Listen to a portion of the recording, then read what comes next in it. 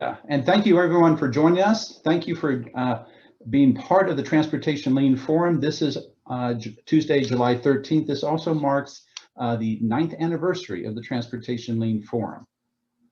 So why do we have a Transportation Lean Forum anyways? Here at Colorado Department of Transportation, we take our inspiration from a lot of places and have two pieces of inspiration to put in front of you this morning. From the great Helen Keller, alone we can do so little, together we can do so much. And we believe that in the forum that we can do much more together than we can individually. And then also from the great Admiral Dr. Grace Hopper, the most dangerous phrase in the language is "we've always done it this way." So our Transportation Lean Forum is trying to provide a community for transportation, for folks in transportation agencies to share and support each other on their lean and continuous improvement journeys. I do encourage you to check out between sessions. We have recordings on our Transportation Lean Forum Lean Interchange website. We had the prior session from May 2021, which had John Baranzelli and Mohammed Tubsum and Lauren Bensinger. And we'll have today's session on the Transportation Lean Forum Lean Interchange, hopefully later this week, no later than next week. We are indeed recording this session so that we can have the recording as well as the PowerPoint slides on the Lean Interchange website for our reference later on. Please mute your phone or microphone, except when you're speaking, and unmute when you want to speak. We're going to have a couple of keynote sessions today, and there'll be a chance to ask questions for the keynoters at the end of each of those sessions. And we also we'll have our usual open forum session today. Please unmute when you want to ask questions. If you can't unmute for some reason or you have technology challenges, first of all, go to the chat pane in the Zoom and we can read out your questions or answer some of your issues. You can also send emails to Stacy or Mariah at the emails that you see below.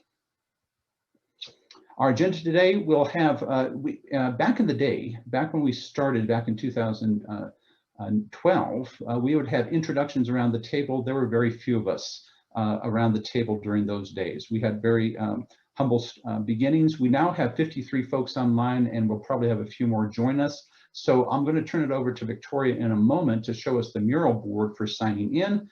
Then we have wonderful keynote presentations from the Utah Department of Transportation and the Missouri Department of Transportation. And then our usual open forum, some announcements, and then we'll close out the session today. And I wanted to unshare my screen and have Stacy, Victoria, our producer today, talk a little bit about the mural screen. Awesome. Thank you so much, Gary. Good morning, everyone, and hopefully you're going to enjoy today's TLF session. So we did put together a small mural board. I just sent the link in the chat, and we want to use this to have some fun this morning to get everyone to sign in. And it's also going to be a place where we can write down any comments or any feedback we have about today's session. So please feel free to click on that link and join the board so you can see on the left half of the board.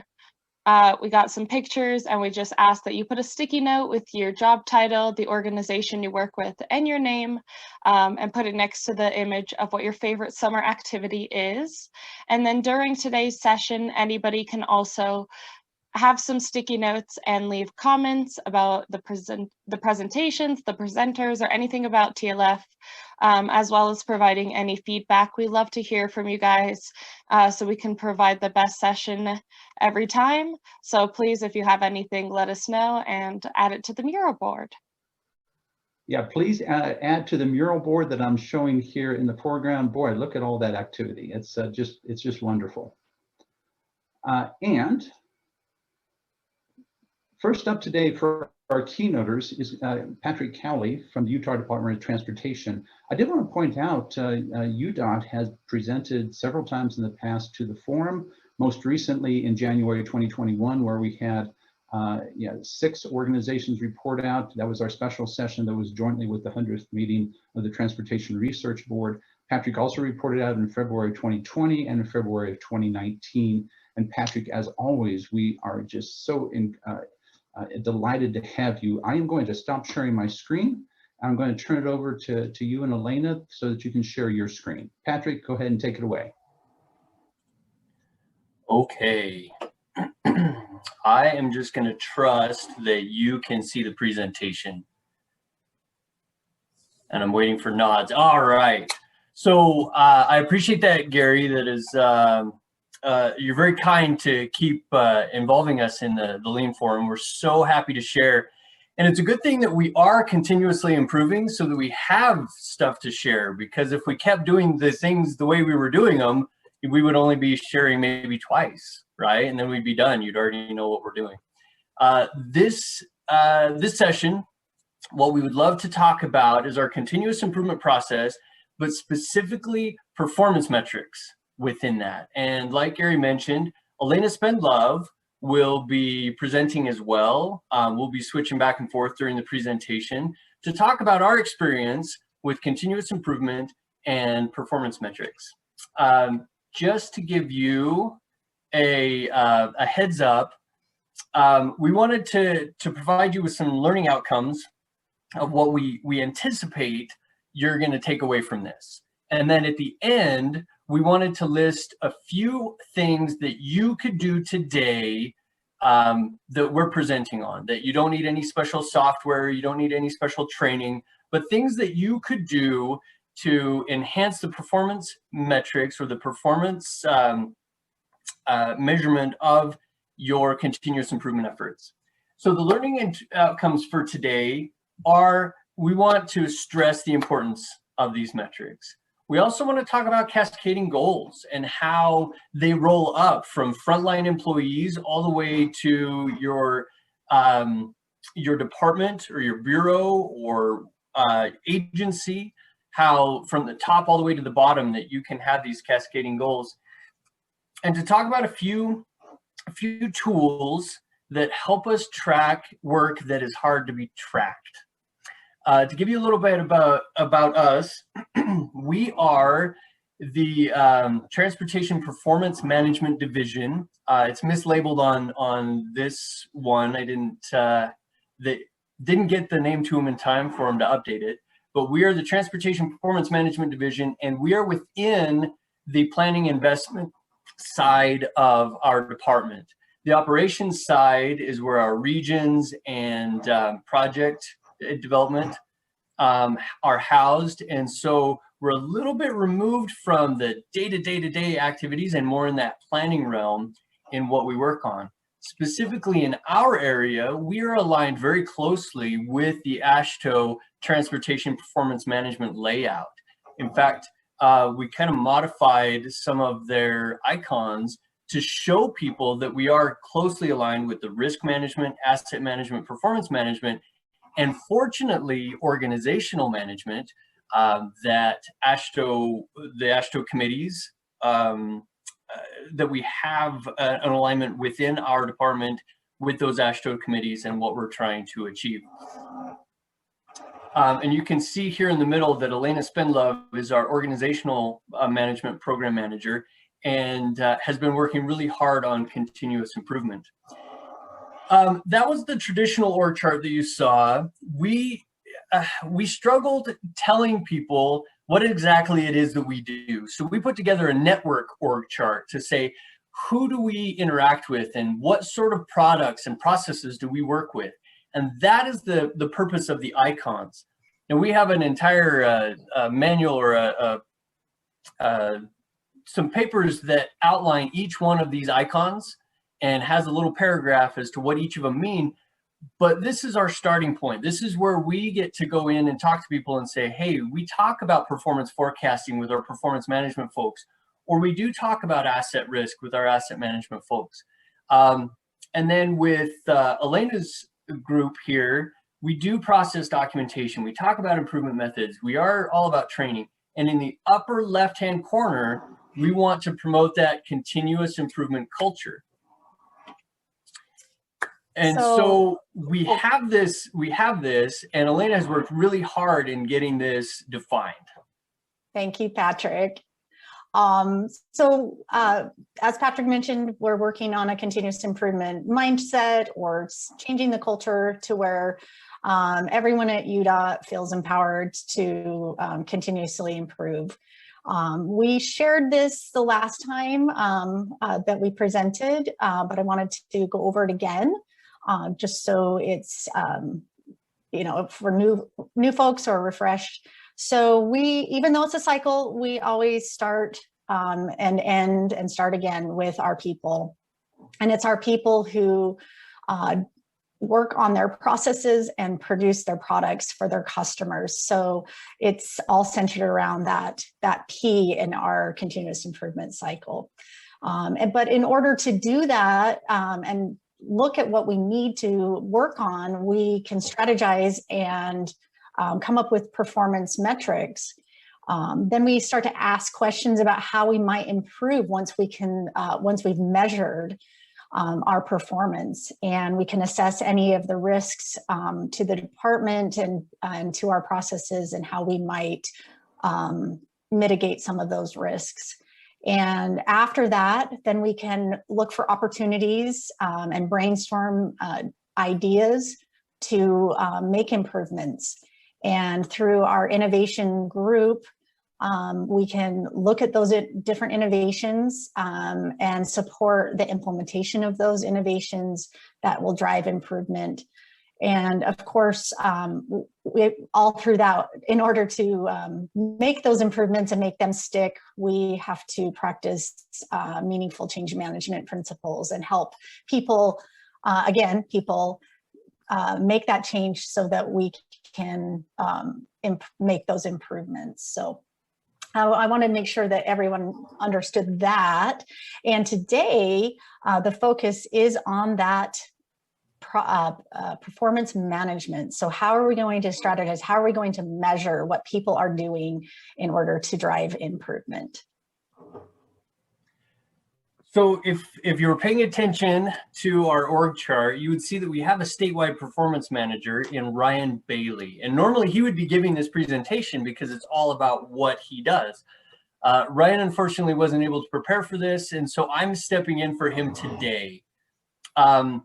One of the things that Ryan and his group are concerned with are what you see here on the left is our department metrics of 0 fatalities, optimize mobility, and preserve infrastructure. Very high level goals that we have that are aligned with our federal metrics, PM1, PM2, and PM3, right? That we want to be able to show that we as a department are meeting the needs of our state. Then we have other metrics that each of the divisions use, right? That how many projects are we getting out, or how many our safety targets, our safety index versus the targets. And we have all of those metrics that tell us how the department's doing. And then every year we ask our employees to put together their performance plans. And what we have found that over the years, that those two don't often overlap. They're not married as closely as we would like them to be. And so we're undergoing a transformation internally of how do we connect our performance plans, or what I do day to day, up through all of these metrics and tie that to somehow preserve infrastructure, optimize mobility, and reduce fatalities to 0. So we have some state employee training that we'd like to highlight a little bit of the concepts that they've given us and how we've taken those and applied them to the state DOT. What it emphasizes on the very first page of the training is that before you set your performance plans, your goals for individuals, you have to understand what your work unit is trying to achieve for the organization. And I think that it's not always a topic of conversation with leaders, with our employees of, hey, the department is going in this direction, how are you going to apply it? But it's more, what is on your plate right now, and how can I measure that for you? And so we, continuing on with this training, it talks about cascading goals and how they should be from the mission all the way down into these frontline employee goals. Easier said than done, But that's the vision, is that they do cascade. One of the principles that we try to employ, especially with continuous improvement, and this Rod McDaniels, who's on the call today, he's our innovation manager, has really emphasized this within the department, is one of the best ways to innovate and continuously improve is stop doing the things that are not bringing value. And so if you are putting your performance plan together, find things that you can stop doing and not necessarily come up with a new program or a new way of doing things. But what is it that is this time suck that is taking resources away from things that you could be doing better? Obviously, there's things that we need to start doing. And then those that are working that we need to continue and maybe tweak ever so slightly. But looking at that middle one, that stop, is one where we've found that we can make a lot of improvements very quickly. When we look at goals, another major focus is, are we looking at output or is it outcome? And the difficulty for most people is, yes, I want to have an outcome, but how do I measure that? How do I show that quality of life, which is in our vision within the department? How do I show that I'm achieving that? It's very much easier to measure reports or widgets or number of linear feet of guardrail that I've put in. And that is the output type. But helping our folks understand the difference between outcomes and outputs is really key to have effective measures. And I didn't want to read these, but I wanted to keep them on the slide for future reference so that you can go through and kind of see what it is, the difference between those two, and why it's important to distinguish. A few more slides on outputs versus outcomes is that as we look at the two, if you can't measure outcome, you can always go back to output, which hopefully will get you to outcome over time. That as you get good at measuring your output, you can see that it's making a difference and you can measure that difference. That widgets, while they're great and wonderful, we don't always deal with widgets. And here's some examples of widgets versus non-widgets. So this is a statewide training, so they talked about park cleanup, right? So you can count the number of weekends that you went out there, but did you really reduce the hazards? And that's what you want to focus on. So some examples that we give our folks between outputs and outcomes. And we really want to start focusing more on those outcomes rather than just that finite output. Another major focus that we have is leading versus lagging indicators. Traditionally, everything that we've done on our strategic direction or our strategic goals has been lagging. How a number of fatalities or suspected serious injuries in our zero fatalities goal. But those leading indicators allow us to start measuring things that we can proactively change, that we can do. So a couple of examples on here from everyday life is, if you're looking to lose or gain weight, you can track the number of calories, and that is an indicator that you are going to meet your goal. Now, you can step on the scale and know that you've gained that weight, or you can do a body scan to see if the lean mass is going up. But it's that day-to-day tracking of your calories and your macronutrients that's going to help you gain that knowledge of, yes, I anticipate if I follow these things and I measure them, that it will lead to that overall outcome that I want. And so leading indicators is not something that we're really good at, not something that we're practiced in, but identifying those within your performance metrics really helps you to focus, get that outcome that may come in the lagging measure. One of the other hurdles, and the major hurdle that we have actually, is our folks, they really just say, you can't measure what I do, right? What I have is what Peter Drucker called knowledge work, right? I help people make decisions, and I run meetings, and I facilitate, and you can't really measure what I do. And we want to debunk that myth. We want to find a way, or we're finding a way to help people understand that even if you do knowledge work, you can measure outcomes and even outputs within the department, that it's not just number of projects, it's not just linear feet of guardrail or striping or signs fixed, that the project or the knowledge work that we're doing can be really a project-based outcome. Transactional work is very much more of the widget side. This project-based work is if you're given an assignment that has 2 or more tasks, you can start treating it as that project, and it is knowledge-based. So some questions to ask to whether you are transactional work or knowledge-based work. We have this this tool that we wanted to share with you today that kind of helps us understand knowledge work, or how we might track it better.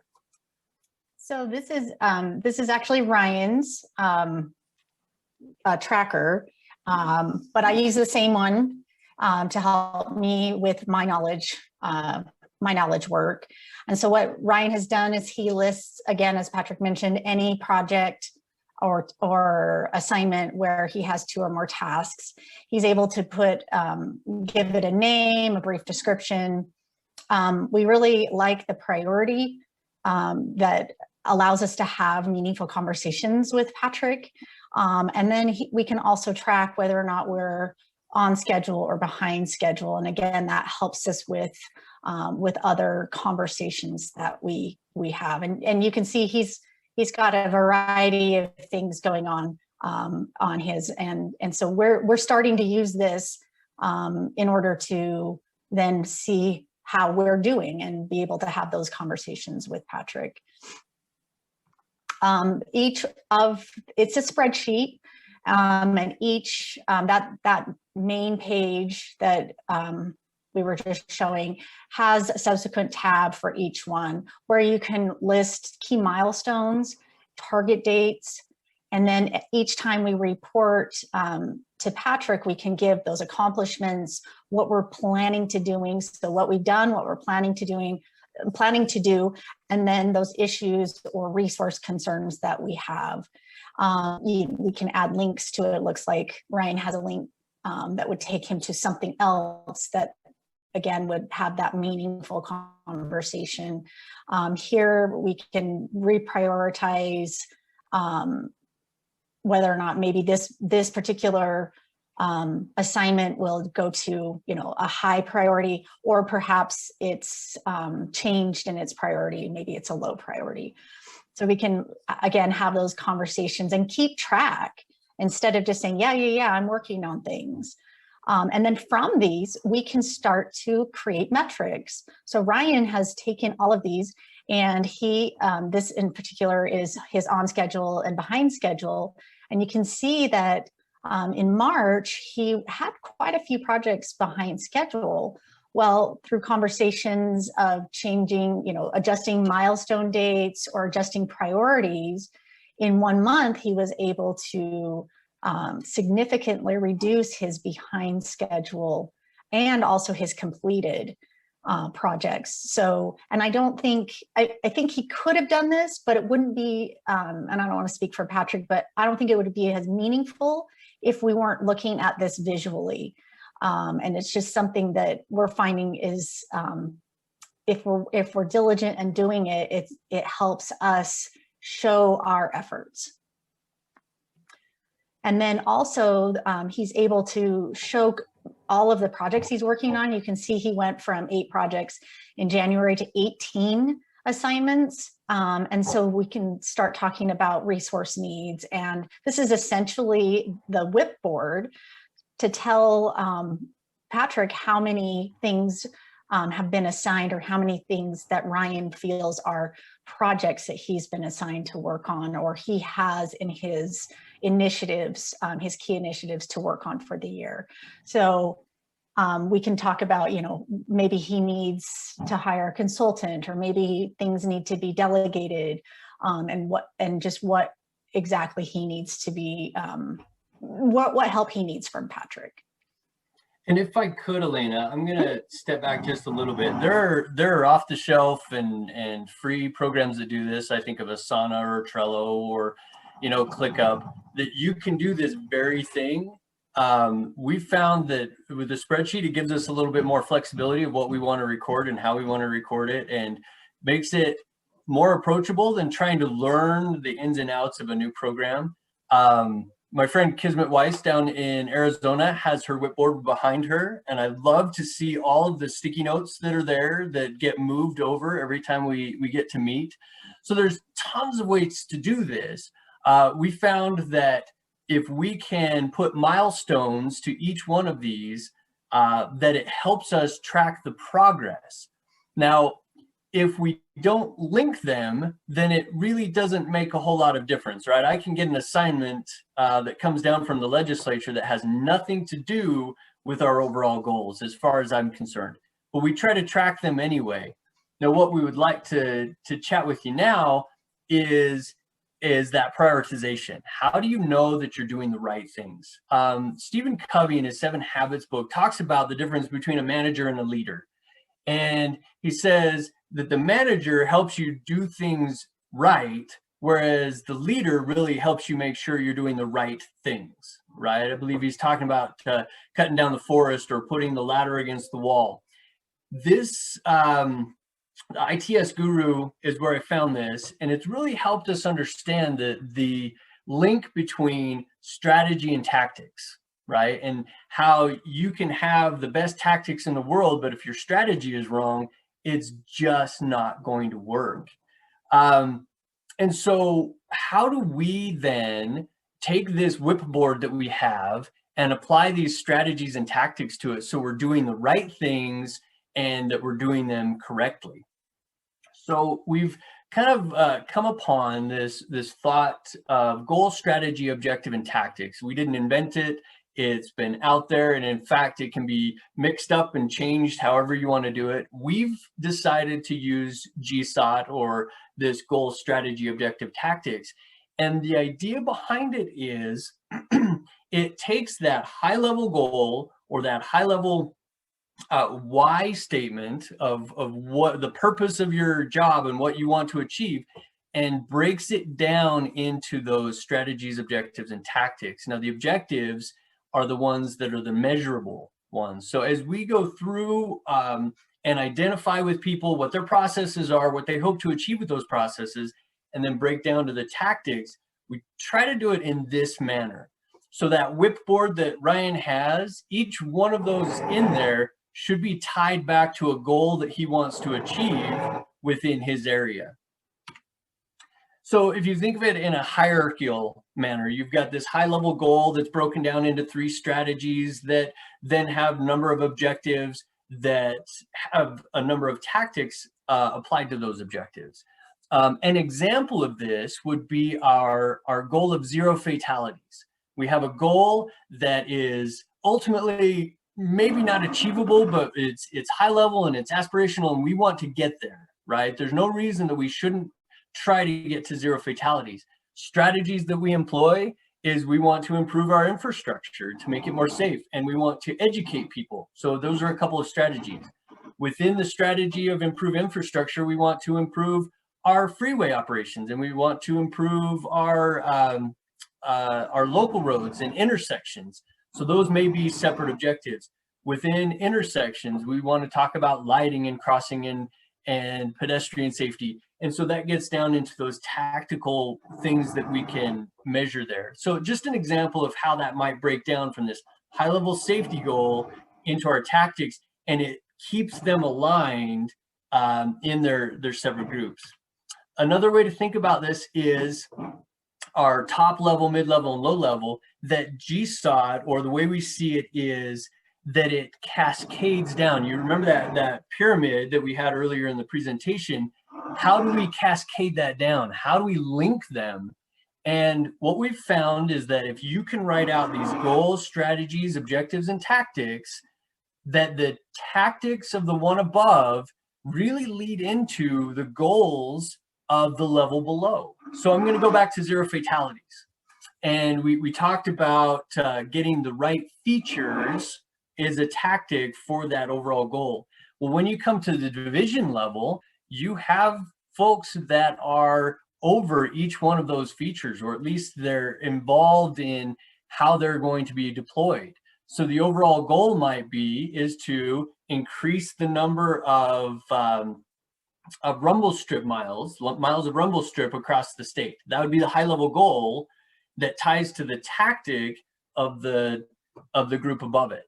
And so they can break that down and say, well, how am I going to do that? What are my strategies, right? Am I going to meet with the regions or districts and have them do it? Or am I going to use HSIP funds? Or how am I going to do that? And then they can break that down, and then it can get down to the individual. Once we have those linked, it kind of comes back and says those tactics of the individual could be on their whip board. This could be on their list of projects that they're working on, and what the objectives and strategies that they're trying to achieve are outlined in this whip board. And finally, another tool that we use, another spreadsheet that was kind of developed by us, but not really. It's just colors and sizes and stuff, so it's nothing special, but it really helps visualize that GSOT for people. So this is an individual. This is one person's goals and strategies, objectives, and tactics. In fact, this one is for Ryan, and you can see that everything that's in that tactic is stuff that he can do day to day, and he knows that that is going to be working towards his overall goal of performance metrics across every level at UDOT. I mean, that's pretty aspirational, that everybody has a performance metrics that's meaningful to them, that helps them continuously improve. How does he do that? He's broken that down into these separate strategies, objectives, and tactics. Now, there's one last item I wanted to share with you, that when you do this, it's very interesting because you can find in this lower right-hand corner, this is with our traffic management division that we did it. She's like, that's great and all that I've got these day-to-day things that I can do to achieve my goals, but what about all the other stuff I'm doing? And so we had her write down everything else that she's responsible for that didn't show up in her tactics.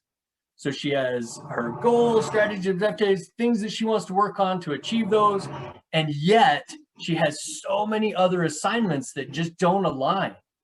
What this tells me as a leader, as a manager, that maybe we're not either having the right goals for that person, or that they just have so much extra stuff that should probably be reassigned, or that she may not achieve her goals because of all these extra duties as assigned.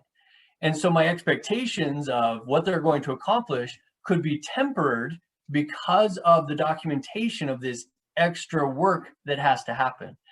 I think that above and beyond just continuous improvement and performance metrics, this helps leaders understand what's on people's whipboard, why it's on their whipboard, how they can help to manage the load of their workers so they don't get burned out, that they don't have assignments that are meaningless, or performance plans. If she were to do a performance plan on all the extra stuff that she's working on, it's very hard to tie back into what we're trying to achieve as a department. So what we hope you gained out of this is that you can start tracking your knowledge work. Just write it down. Just put it in your whipboard, your Kanban board, your spreadsheet, whatever it is that you have available to you. You can just start tracking all of your assignments. Now, that's not a to-do list. those are tasks, those are activities. We're talking these projects that have 2 or more tasks and help prioritize them. So by starting to track them, you become more aware of what's on your plate. You can also look for those leading indicators that are going to help you be successful with your outcomes. What is it that you can measure that's going to help you become better at what you want to achieve?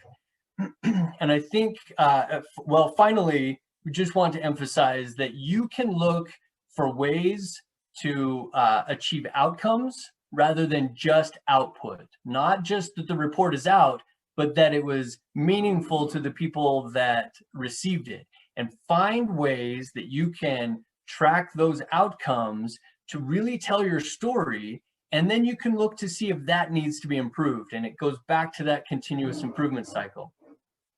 We've appreciated the time that we've had with you today. I know that our time is far spent. We have spent the 20 minutes that we had. We're happy to answer any questions. Or Gary, if you just want to cut us off, we're happy with that too. Oh, no, this is terrific, Patrick and Elena. We do have a few moments here for some questions for our Utah colleagues. We'll also have some time. I hope that Patrick, you and Elena can stay in the session for our open forum later today. Yes. So if you have questions for Patrick and or Elena, go ahead and unmute yourself. If you can't unmute for some reason, I know that sometimes our technology isn't always helpful to us, go ahead and put those in the chat pane and we'll read those out to you. So does anybody want to start? See from Laura, great presentation. Patrick and UDOT. Absolutely, I agree with Laura from Idaho. Terrific presentation. I know that David from Iowa DOT had some stuff in the chat pane. Good stuff, David. Thanks for that from earlier. I did put in, by the way, into the chat pane a link to the Innovation Station. It's related to some of the stuff that UDOT is doing. It includes some interesting things like the organizational structure for the Innovation Council and some contact information. From David, have you supported how have you supported employees who are interested? How did you learn that they were interested? So that's for either one of you, I think, Patrick. Well, I'll start and then I'll let Elena wrap up. We have been tasked with implementing an initiative from our governor, our former governor, and then we got a new one that took it to a next level with remote work. And one of the requirements for remote work, whether you were working 50% or more out of the office, was to have a performance metric. And I will tell you that caused some chaos with folks saying, how do you measure what I do? And so we had a little bit of a catalyst to help us get people asking the right questions. And so as we were starting to talk to people and they say, what does this metric have to look like? And the first question we ask is, well, what are you trying to achieve? What do you do? What is your purpose? And it really gets us to that fundamental question that really continuous improvement wants to ask is, if you don't know what you're doing, it's hard to improve it. Elena? Yeah, absolutely. And so we've through this effort, we have talked to people. They've reached out to us. We've tried to help them with their purpose. We've tried to help them ask that question. You know, like what is it that you're trying to achieve, and then really working on some of those more squishy things like we've talked about with knowledge work. It's been a challenge, but it's also, as Patrick said, it's a catalyst, this remote work, to open up that conversation and make meaningful performance measures a little bit more in the forefront. That's great. Appreciate that. A couple of questions coming in. Certainly some great comments too. Wonderful presentation. Julie from Arizona DOT says, what tool or format are you using for your agency's strategic planning? So it's a little bit of a loaded question. We do have our strategic direction website, and I'm trying to type and speak at the same time. I'll put that in the chat function. And our strategic direction website is really where we kick off and talk about those high-level goals and a few of the strategies that we're working on.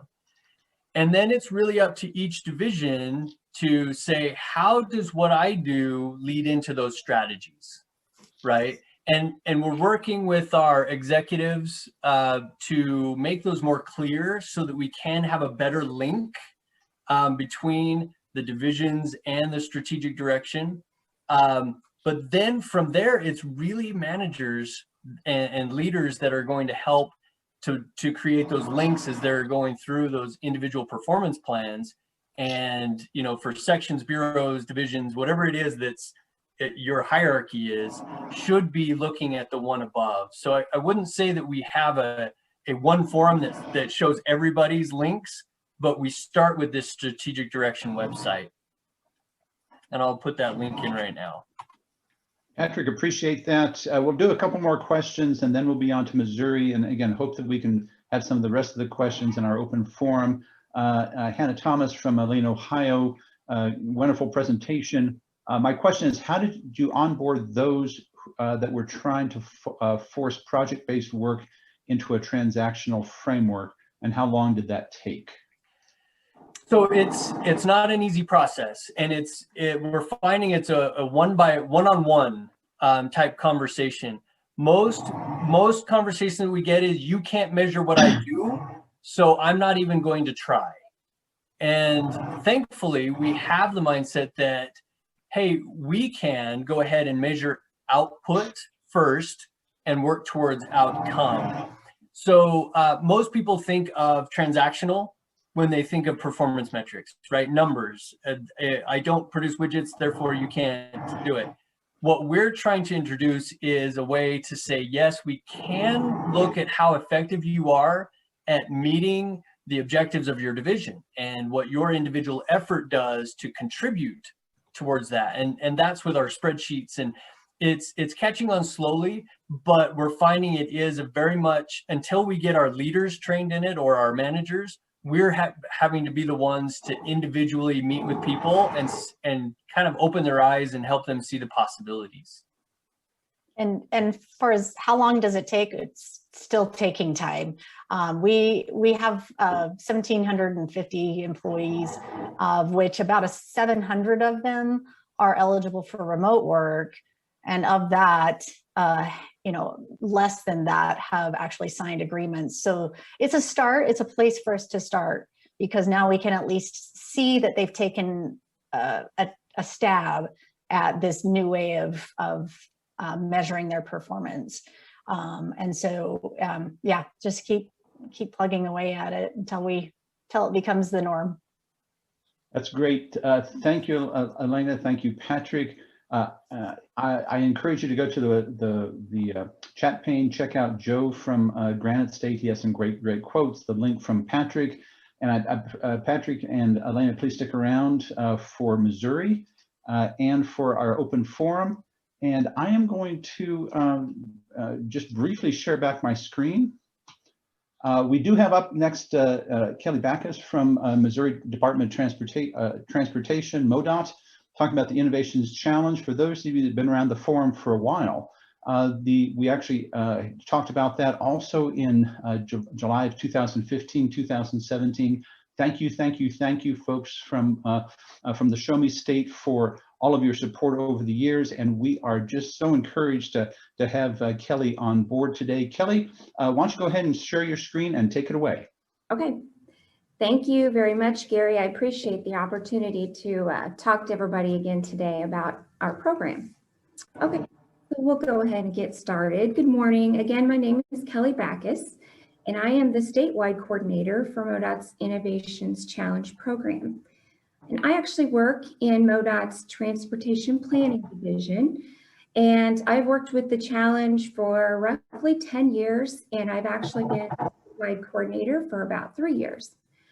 I'm here to share information and then provide details about our most recent Innovations Challenge showcases. So first off, we started an idea system years ago that was clunky. It was not moving us toward any shared goals and implementation of innovations. So after a few years of struggling with that, there was a team of technical experts formed at MoDOT, and they began our Tool and Equipment Challenge, and that was in 2007. And from the start of that, we started our showcase, and since then has been a huge success.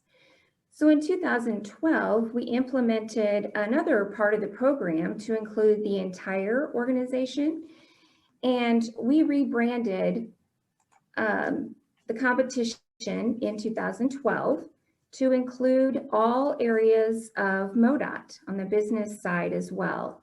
And we rebranded, calling it the Innovations Challenge. And since the program's inception in 2007, over 2,000 innovations have been considered for our showcase, and nearly 600 innovations have completed in our 14 showcases. So over the years, we continue to refine and enhance the program, but one thing remains constant is that it's the creativity and the ingenuity of our MoDOT employees is just outstanding. So our competition has 3 categories. First is tools and equipment.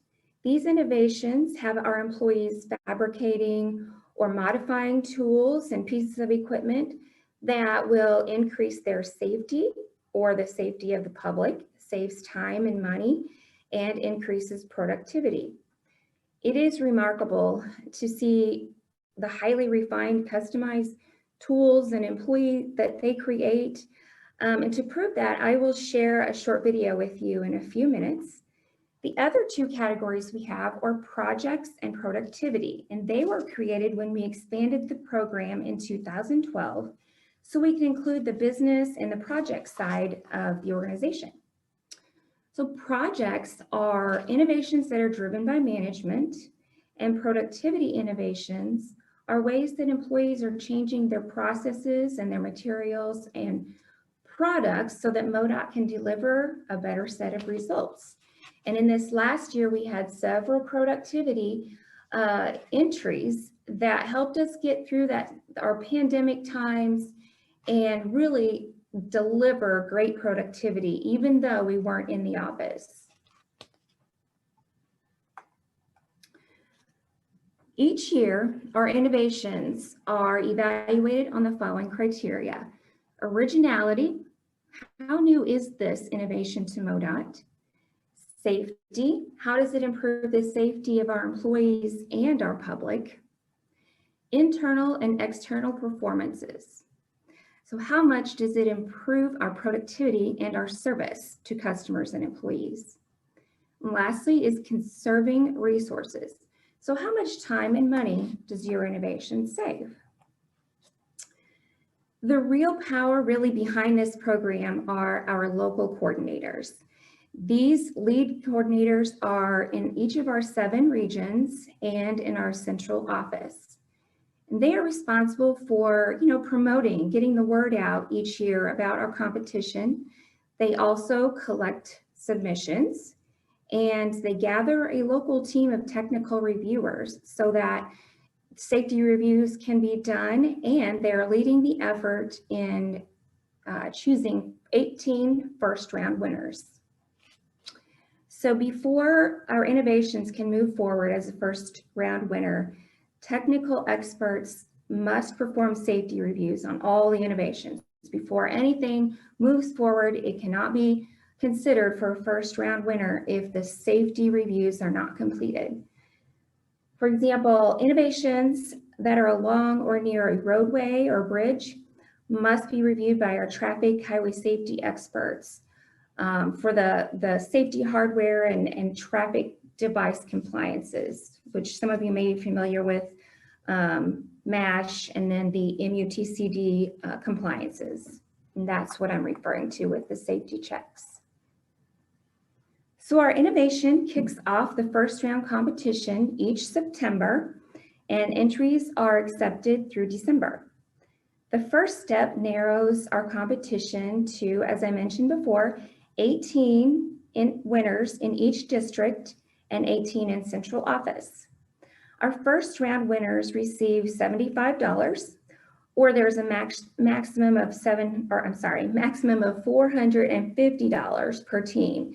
Because some of our innovations, especially on the project side, are created by a large team of employees. So we want everyone who played a hand in the creativity to be rewarded, but we do have that maximum per innovation of $400 or $450 per team. Our second round competition begins in January, and it involves statewide survey of all the regional review teams and 3 panels of technical experts in our central office.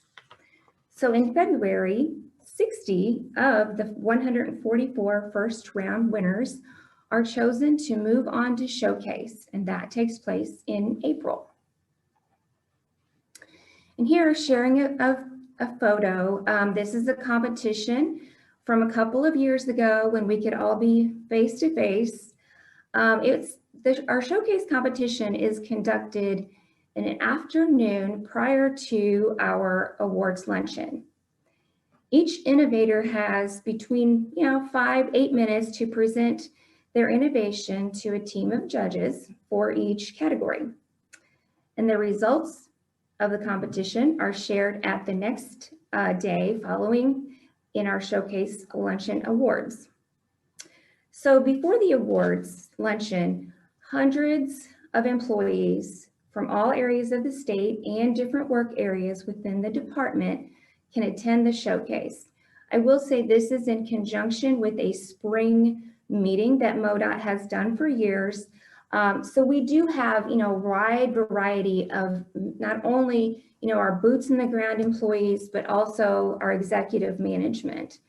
And it somewhat, as you can tell, resembles a science fair with tabletop type demonstrations all the way to the extra heavy duty trucks. And each year, I will say, I hear from the exhibitors as well as the attendees, and most especially our management team, that the best part of the event was being able to walk around and talk to the innovators. And the innovators really, really appreciate that opportunity to see, upper management and other types of employees that they typically do not see. So next, what I'll show is a quick video of this showcase we were able to have face-to-face in 2019.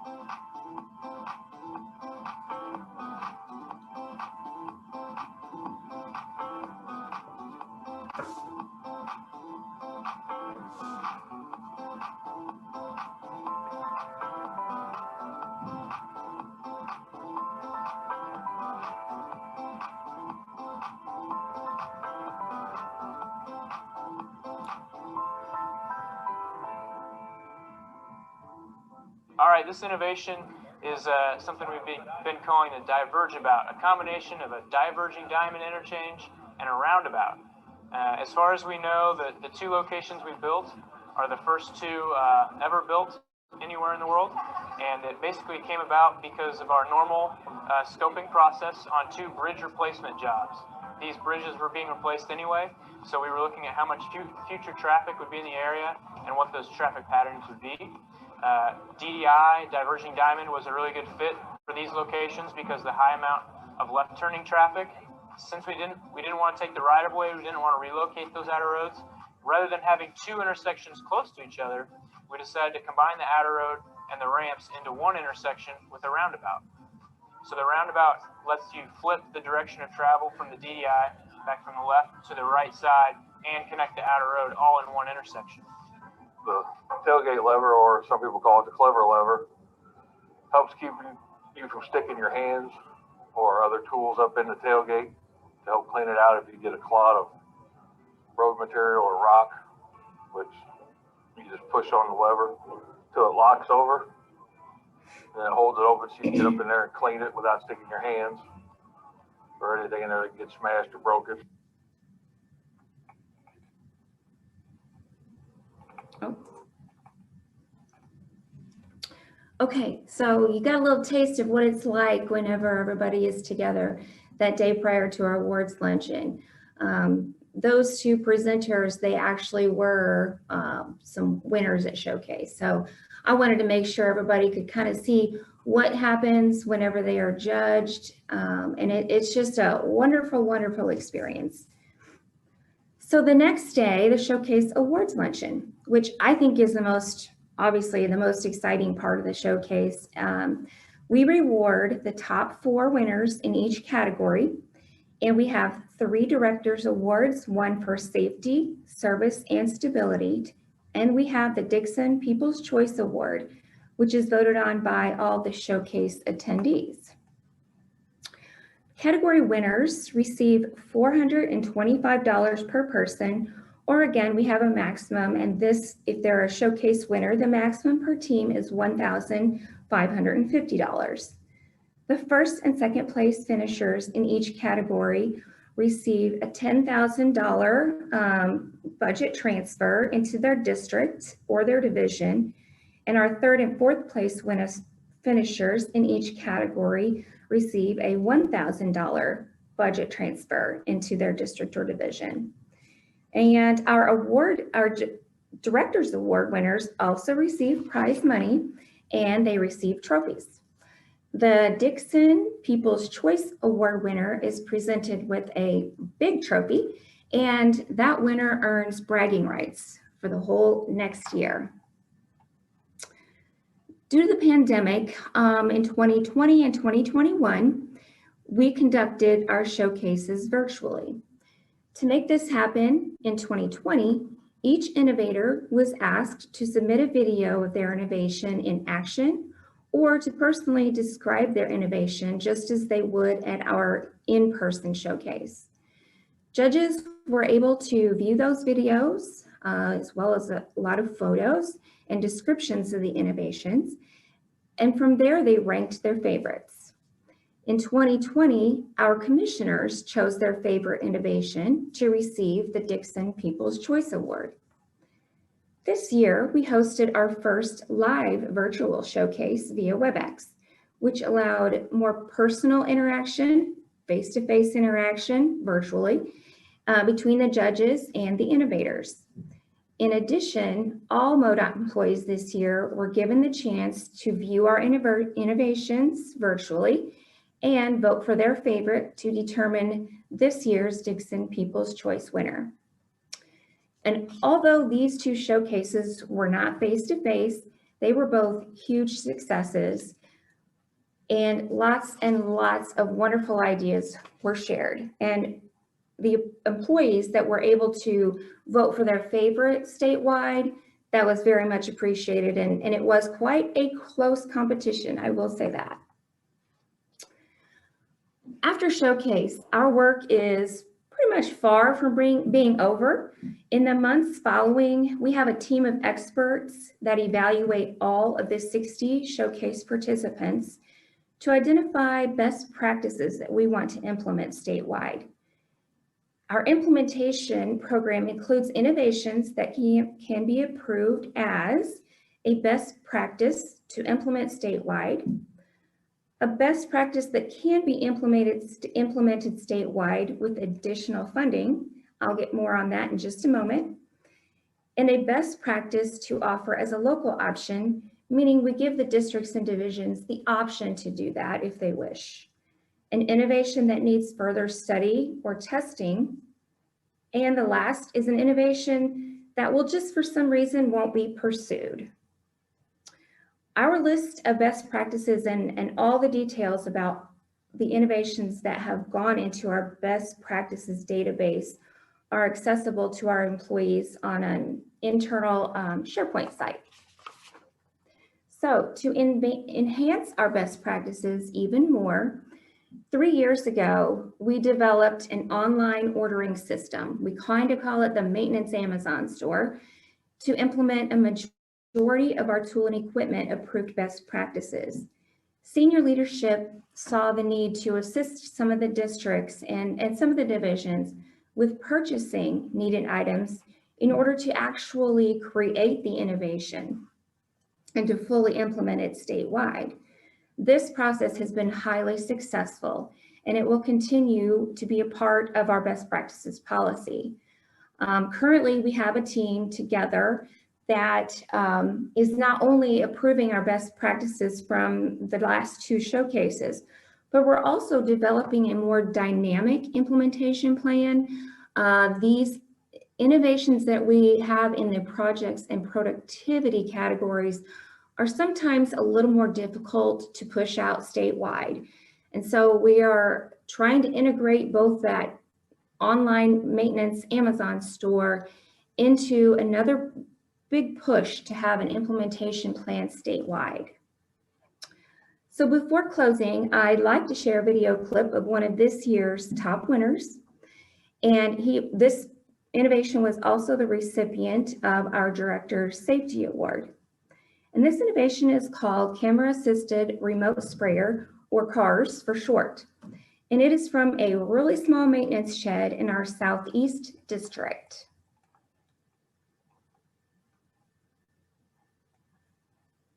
The original reason that we come up with this concept to do this was, you know, we're a small shed and it's kind of difficult to get a big spray truck out to do all our spraying. So therefore we're always using 2 people, and one person has to sit in the passenger seat and hand spray all the signs, all the guard cables. Well, whenever you're driving down the road doing that, you stand the risk of chemicals blowing back on you and inside the truck, and you're ingesting those. This eliminates that entirely.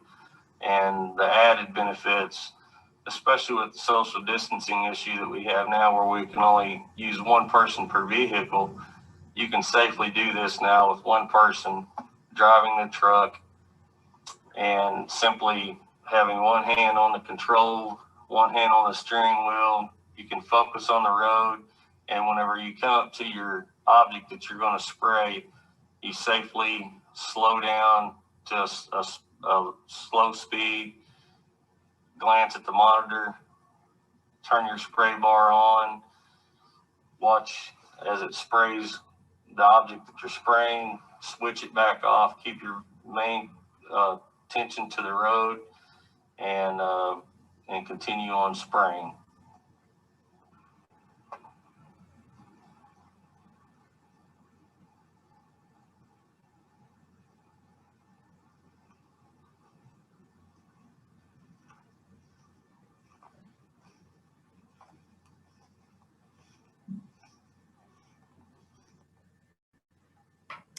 Okay, so thank you again for your interest in our program. That's all I have to share today. I will say the success of our program has put us in the national spotlight and draws a lot of interest from other DOTs and even some federal partners. We've had several visitors from other DOTs, Colorado being one, and Illinois. So I just want to offer out there to anyone who would like to join in on kicking around some tires and looking at our innovations. We'd be more than happy to invite you to our next in-person showcase. Hopefully that's coming in the next year. It would be nice. I'd be happy to share also any program materials, and my information is there on the screen. And right now, I guess I'll take any questions that you might have. Kelly, that was wonderful. And I know here in Colorado, we've enjoyed learning from you and your colleagues there in Missouri. And, you know, Mike Lozier, certainly in the chat pane saying the same thing. That's great, Mike. Folks, if you want to unmute and ask Kelly some questions, and of course, we'll also have the opportunity in the open forum session. If you want to unmute, go ahead and do that. And if you can't unmute, go ahead and put something in the chat pane and we'll read it out for you. So, you know, Elena is saying a great program too. That's great. Anybody want to unmute or have any questions for Kelly right now? More from Idaho from Laura. That's great. Fantastic way to inspire and encourage innovations. Caitlin also from Texas DOT. Kelly, you're going to continue to get a series of those, I think, from everybody. This is a wonderful program, long live program that you've got. Gary, I've got a question. Go for it, Patrick. If I may. I really appreciated MoDOT over the past with your innovation challenges that you've done. We have looked to that as an inspiration. We haven't quite achieved that level of success yet, but it was really cool to see how involved everyone within the department is. And therein lies my question is, in our presentation, we talked a little bit about transactional versus knowledge work, right? And how have you been able to get those that do knowledge work? I think of the plan sets that we saw in the video, right? Or the best methodology for doing a PS&E or something along that lines that is less sexy than a remote sprayer off the back of a dump truck, right? People are like, you know what? I'm not that cool. I'm not even going to try. How do you get them inspired to participate and say, you know what? It's worth sharing because it's a competition for everyone, not just those who are building things. Right. Yeah. So as I mentioned, we do have local coordinators, and these are folks that they can be assistant to the DEs or district engineers. They are maintenance supervisors, some assistant type of positions in management, and they do an outstanding job of pushing our program. These, little small sheds like the video you saw, they love those bragging rights. And as far as on the productivity and project side, as I mentioned, in projects, we have majority of those can be a management driven type of innovation. So if one of the management people say, hey, we're going to have to design a better way to get to XYZ. So that's kind of an example of that diverging diamond that you saw. On the other side, we have productivity such as, an easier way to, one of the things this year was so simple as to reducing paperwork and inefficiencies in time for our winter road activities that go on, all the way through the winter. Just so many ways of pushing things out there and sharing them. We have that internal site where people can go to at any time to see every innovation that's been submitted since 2007. There's videos out there from several of our showcases that are live footage that, I showed that video as well. We also have super support from our executive team. Ed Hassingers, who some of you may know, has always been one of his top priorities is pushing out the innovations. And, at the kickoff of our competition, we have not only posters, but we have lots of reminders and updates in our little connections publication that we have. It's just really keeping this in front of everyone all year round. So it's not just September to December, hey, get your innovations in. It's really promoting it year round and keeping stuff in front of people so that they know, hey, that simple thing that I did, last month, I might as well submit that. And those simple things are, once you push them out statewide, it's just unbelievable how much time is saved. Kelly, that's great. Patrick, does that answer your question? It does. All right, we've got one of your Beehive State colleagues, Winston Inouye, with a question in the chat pane. What funding source do you use for these awards? Is it state funds? So Kelly? It is. So honestly, I'm going to admit this part. I did not have a whole lot to do with how this part of it came about. It was, years ago before, even before my time at MoDOT. But their management, like I say, they are in such huge support of this program, and rewarding our employees for this is what really, really keeps this moving. The budget transfers that we talk about comes from our maintenance type of budget. The winners, so the $75 winners and then the showcase winners, part of those funds come from the individual district or division budgets that have submitted the innovations. So not the best explanation, but yes, it is state funds. It comes from a different budget pots. And if you want more information on that, I would be certainly happy to get more information to you. Just put it in the chat box who I need to contact. But I can get more information on that if you like. That's great, and we'll capture all the stuff in the chat, Payne, Kelly, and get that to you. You have this wonderful note from your fellow Show Me State colleague, Karen Miller. I encourage you to read that. Thank you, Karen, for that. From Idaho, Laura Meyer has a question. Have you ever seen a decline in interest? And if so, how do you rekindle that fire? Yeah, so we definitely, I want to say, because of pandemic, we really, really struggled this year to have participation. We definitely had a lower number of submissions.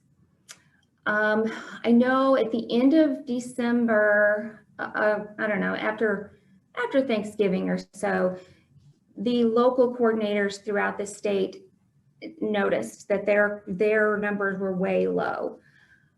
They all made a push, and they reminded them of, hey, even though you're not face to face and doing your job and working together as a team on something, but really, really think about it. All the little things maybe you've done from your not only working from home, but on reduced staff time, with everybody had some other things going on. But really, what we have to do during those times of low submissions is push it out to our local coordinators. Also, putting it in we have a weekly newsletter that goes out. We have television, monitors in sheds and things like that. So last year was really the first time we'd ever struggled with having any innovation of a lower submission rate. So like I said, I'm almost positive that's really been the only year we've had problems. In the past, the districts just continually have a lot of submissions. Thank you, Kelly. We have a question coming in from Maine. Maine was one of the TLF's founding members back in 2012, and it's Marianne Hayes asking, have you ever had any negative fallout from those who are not selected as winners?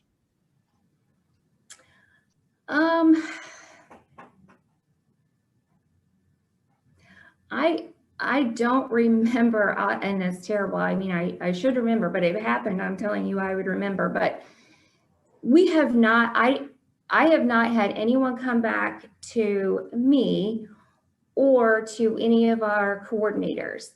Now, I can't speak for, on a more executive management level, if there's discussions about a district that maybe received, one of the top awards and another one didn't. But I certainly do not get any of that feedback. And I don't even have an example to share. So we're very lucky with that. All right, that's great.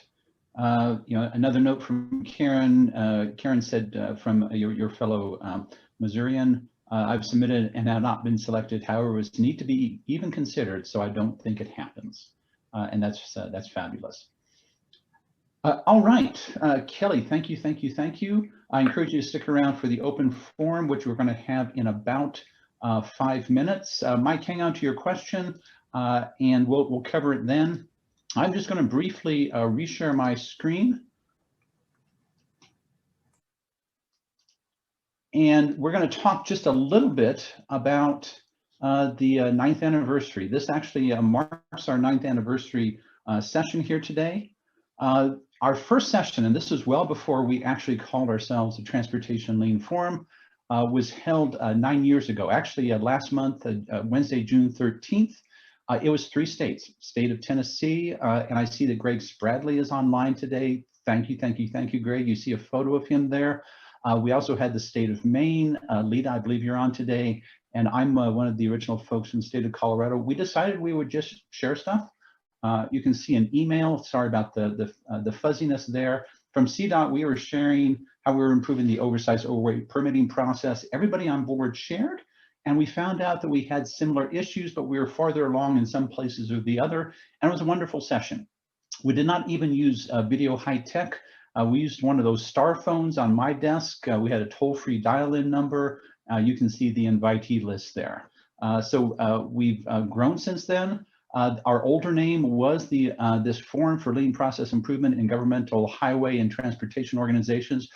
You have to take a breath on that, right? So thankfully, we came up with a shorter name back in October 2016, changed it to the Transportation Lean Forum, but with the same the same thought process, that we would be there to support each other and share and be able to learn from each other, across the distances, United States, Canada, and now into Europe also. There have been a lot of great sessions out there. The sessions are archived on the Transportation Lean Forum's website, which we call the Lean Interchange. And this one today will also be archived out there, both the slide deck and the recording of the session today.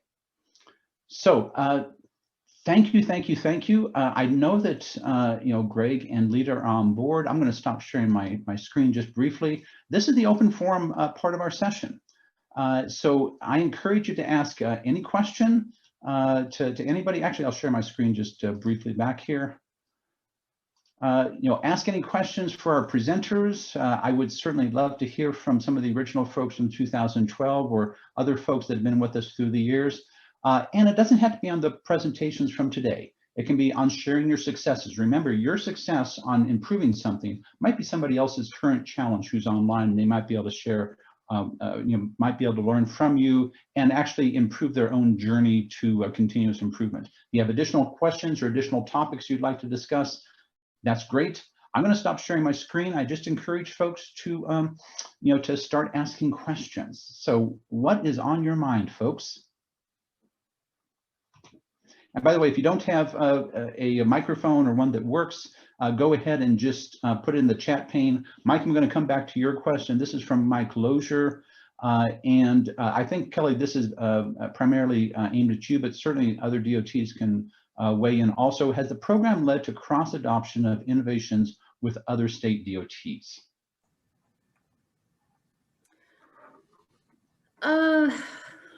Yes. Other state DOTs have, like I said, visited Colorado. I wish I could remember that really nice girl that came to visit. But she took back a lot of good information and has implemented something similar. Does that answer your question? I'm not sure if I understood the crossing between other states. Yeah, yeah, adoption of, because we looked at your program. I've been looking at your program for 5 years and trying to get something implemented similar here in Vermont. But just in terms of the actual innovations themselves, has it led to just natural networking with other DOTs for, what some of their maintenance folks are doing that you brought on board? Because that could be another incentive for launching a program if it leads to a natural networking with other DOTs in the areas of innovation. Right. Our external website, we do have a site that also provides lots of details about our innovations that are out there. As far as the state-to-state networking, on my end, I don't, but out in the districts, they very well may. I know St. Louis district does a lot of, project sharing and different things with Illinois. Probably same thing on the Kansas City side. On my end, I can't answer that question real well, but I will say, I know there's some coordination, you know, kind of in our urban areas. Great, thanks. And while I've got the mic, Gary, one for you. Go for it. So congratulations on 9 years. And your program of continuous improvement is obviously a model nationwide as well. How have you, through administration changes, how have you maintained the high level of energy towards continuous improvement within the Colorado DOT? Mike, I appreciate that, and it's a great question. And actually, I'm going to cover a few things. And boy, I just saw Tyler. Tyler, you're reading my mind. You know, back to the last question you had, Mike. And Kelly mentioned that one of our folks, Geneva Hooten, visited the Innovations Challenge showcase. Thank you again for inviting us, Kelly. We've learned a lot from that. So I know for sure here at CDOT, we've learned a lot from that. Tyler Weldon, who's in our Division of Maintenance and Operations here at CDOT, is part of a what's called the No Boundaries pool fund, and he put some stuff in the chat pane. I know that the pool fund folks have been very interested in some of the programs like the Missouri Innovations Challenge that have a lot of success behind them.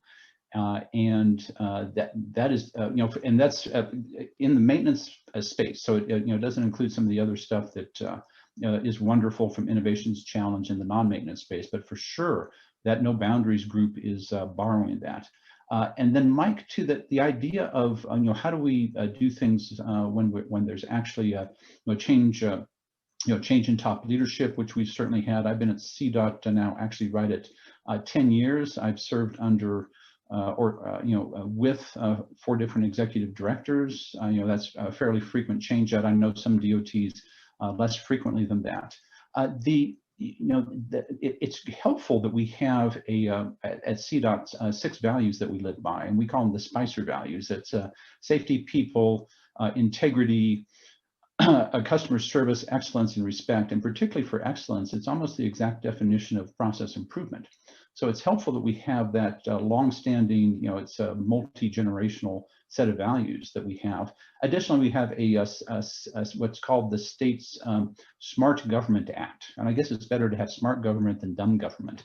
Smart government, by the way, SMART stands for State Measurement for Accountable and Responsible and Transparent Government.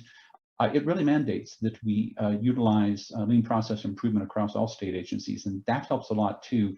But I'll have to tell you, the biggest thing is the frontline folks that are improving. We're trying to engage everybody through our Lean Everyday Ideas effort to improve something that bugs them, something in their space. Very often, particularly in the maintenance space, that's safety. So that's a key thing, right? In our Spicer values, safety is the first among equals. And we found that those safety improvements do indeed improve safety. And along the way, they almost always make things cheaper and more efficient. People don't believe that until they actually start seeing the innovations. So those innovations are selling themselves, and we try to make that as public as we can. So I think that frontline innovation plus making it public has helped us, bring along new leaders as they come along. Again, 4 different executive directors and different change outs at the director level also. So Mike, is that helpful? Yes, it is. And I think it speaks to you've really established a culture where when new folks join the department, they're indoctrinated into a way of thinking, so to speak. And I'm not sure we're there yet in Vermont, but we're trying to get there. As well, Mike, go ahead. Well, Mike, appreciate that. The one thing I didn't mention is the title of the old Beatles song, "We Get By with a Little Help from Our Friends." And our friends include everybody in the Transportation Lean Forum. We've learned so much from Utah and Missouri that you saw today and so many other places. So we get by with a little help from our friends too, Mike. Great, thank you. All right, you do see the stuff from Tyler Weldon. Tyler, if you wanted to unmute and chat some about the No Boundaries Pool Fund, that'd be great. And there's also some other questions in the chat pane, including the one from Laura about curious about whether other folks might have 5S programs along the way. Yeah, I can give a quick plug for No Boundaries. We took over the third phase. We're in year 11. It's hard to believe there's been 10 years of this group. What's been going on? We meet in the spring and the fall. The best part is the in-person meetings. We get together and discuss some of the harder issues that are challenging all the DOTs right now, so current issues. Some of our projects that we're doing is we're trying to stand up a innovation database. As you guys all know, they're kind of difficult. I mean, over 10 years, we've only had 27 innovations in there, so it's hard to get people to put them in there and maintain the database. So we're rebuilding that to try to get it bigger and broader and more robust. And you know, there's hundreds of innovations that can be shared between our DOTs, and we're trying to get that up and going. But most of all, we really like getting together and discussing issues. And we're hosting our fall event here in Colorado in September. So it'll be, Gary, you know, I invite you down to give us a pep talk and see everybody. And I welcome, you know, we have 20 states. I'm not going to rattle them all off, but we do have good representation, and it's a fun group. And it's, you know, it's like district engineer level, superintendent level in CDOT, you know, and it's the hard workers, people with a lot of issues on their plates, and it's great to hear each other's stories and share. So that's it, and I'll hand it back to you. Thanks, Tyler. Appreciate that. Open Forum's a wonderful forum, and thanks for everything that you're doing with No Boundaries maintenance, you know, sharing group, Tyler. We have some questions in the chat pane. Any of these or other things are open for this. Laura from Idaho is asking about how many of you have 5S programs. Greg Spradley, who is actually on the very first Transportation Lean Forum call back in 2012, is asking Patrick, how do you manage leadership that are resistant to change? Always a great question there. Mary has something very similar. Mary Allman, very similar. How do you manage difficult personalities who are resistant to new ideas? And Tyler did put the link to the No Boundaries website in the chat pane, and we'll be sure to push that out also. So anybody or everybody, answer those. Those are great questions. Please unmute or put your answers in the chat pane. We'll read them out. Or other things that you want to discuss during open forum here. Go for it. Not sure if he had to take a call. Sometimes he gets called away. I'll try to fill it for him, and if he comes back, I'll. Really, it's just through persistence and communication. We do have some resistance. Obviously, everyone's on their change curve at different points. And so we look for willing partners. We look for places where we can run pilots or show successes in some of the improvements and the performance management efforts that we're going through, and then just continue to work with those that are willing, and continue to talk to those that maybe aren't quite on board yet. That's great. Thanks, Elena. Mary Allman's question was similar. Might also just be related to new idea programs. So Kelly, I was wondering whether you might have some thoughts about how do you manage difficult personalities who are resistant to new ideas and change when presenting your ideas. Or other folks, anybody can unmute or put things in the chat pane. I did miss a part of your question. I apologize. Yeah, let me read that out again. This is from Mary Allman. How do you handle or manage difficult personalities who are resistant to new ideas and change when you are presenting your ideas?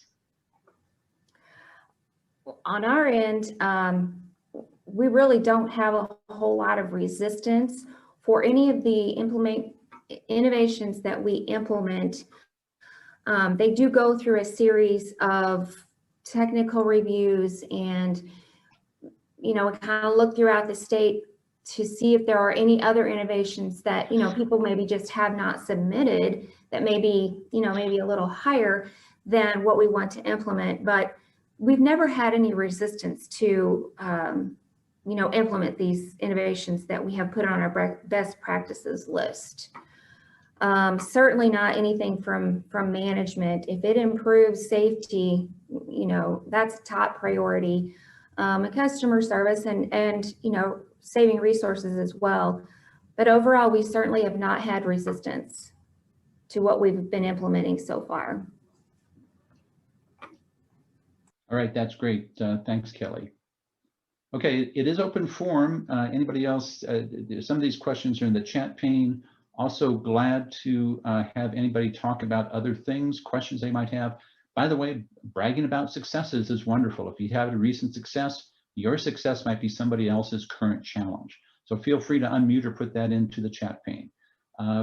So anybody, who wants to go next? If I could take a stab at Greg's question, resistance to change. I had to step away for just a moment. I apologize. And I appreciated Kelly's answers as well. What we've done is we do have senior leaders who have a certain way of doing things and aren't necessarily seeing eye to eye with performance metrics or how they should be used or individual performance metrics specifically. What we've tried to do is show how they're successful, right? So we're starting with our team and measuring, you know, their workloads and their whip boards and creating value out of it. And I think as we are showing that value, people see, oh, that's how you do it. And it helps change their mind. But I think until you have either a directive from the top or a groundswell of value that you can show, you're really not going to change anybody's mind. It's really up to them to decide.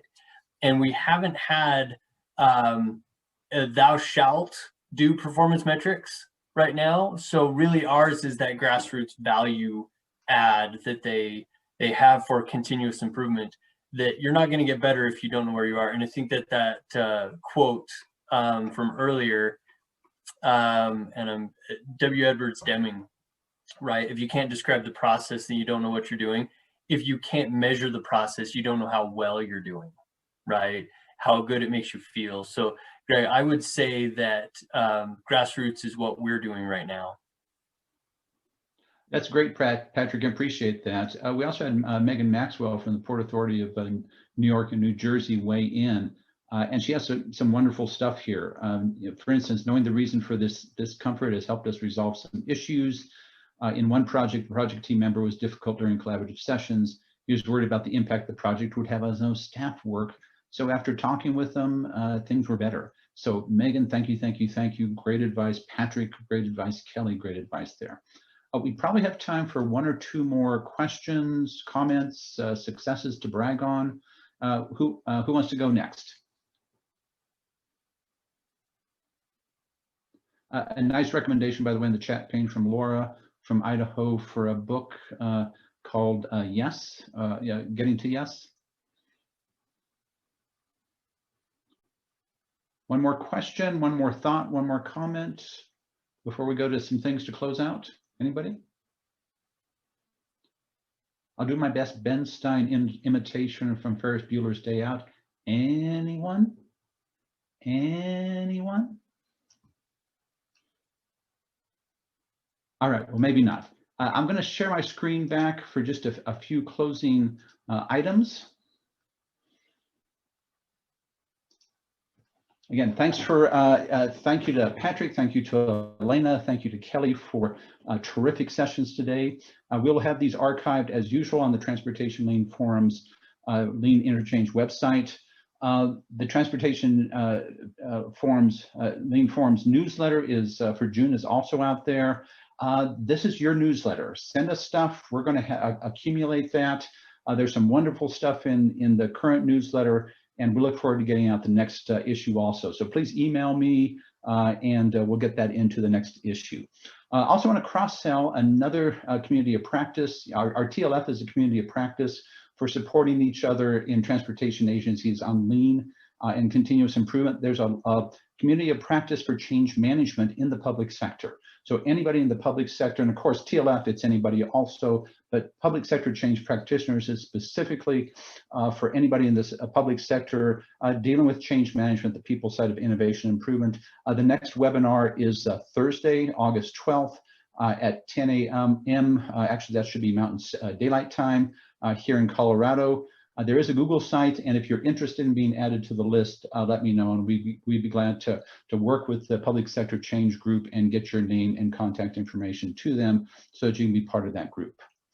Also, I wanted to point out that our forum sessions are managed and produced by folks here at CDOT who are some of our process improvement and change management interns. Victoria Farberoff is producing today's session. She is with us here at CDOT for about another 3.5 weeks. And then guess where Victoria is going? She has this wonderful opportunity to work as a business analyst in the UK. So thank you, Victoria, and best wishes for great success in the UK. Thank you so much, Gary. You are very welcome, Victoria. You've made such wonderful contributions, and the folks in the UK are going to benefit greatly from your expertise. Our next forum session, we are on every other month rotation here. It's Wednesday, September 15th. Our usual time starting at 1500 GMT, since we just talked about the UK, Greenwich Mean Time. If you want to be a presenter or have some thoughts for that session, let me know. I'll put that in front of the board, our steering board that we have for the Transportation Lean Forum, and we're going to put together another wonderful session for September, and it's powered by you, the members of the Transportation Lean Forum that have been with us perhaps just a little while, or perhaps during the last 9 years for some of you. So thank you, and let's think about the future. Let's make the September session a great session also. And of course, back to our original question, why do we have a Transportation Lean Forum anyways? The great Margaret Mead, the anthropologist, said, never doubt that a small group of thoughtful people can change the world. Indeed, it is the only thing that ever has. Our small group, the TLF, will change our world, and we'll support each other in the process of doing that. Thank you. Let's go ahead and ring off for today. Goodbye, folks.